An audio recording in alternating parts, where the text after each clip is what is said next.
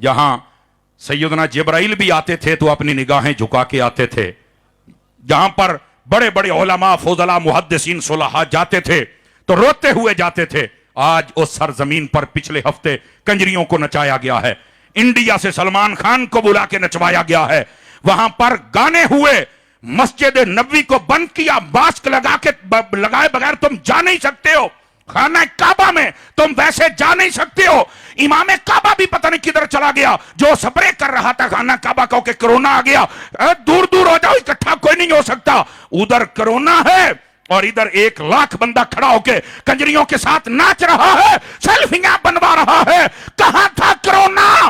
कंजरों के लिए अगर कोरोना नहीं आता तो जो मस्जिद में बैठते हैं ये तो वुदू करने वाले हैं, ये तो तिलावत करने वाले हैं, ये तो रब को सजदा करने वाले हैं और ये तो पाक साफ है। अगर शराबी के पास कोरोना नहीं आता तो बता जो पाक हो के बैठता है उसके पास कैसे आ सकता है?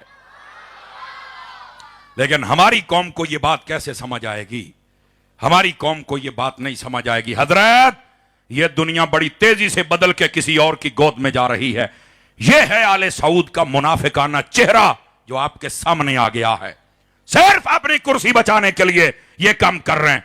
कल तक तो वहां पर दरबारों को मिटाने की बात होती थी, नबी पाक जहां पैदा हुए उन निशानात को वहां खड़े नहीं होने देते। आका अम्मा हलीमा के घर पर बिल्डोजर चला दिया गया, जन्नतुल बकी के मज़ारों को गिरा दिया गया और आज सलमान खान को कहते हैं यहां हाथ का निशान बना दो और हम तेरी निशानी रखना चाहते हैं। मैंने कहा कंजरों की निशानियां रखते हो और जहां मेरे हबीब के कदम लगे थे वहां बिल्डोजर चलाते हो।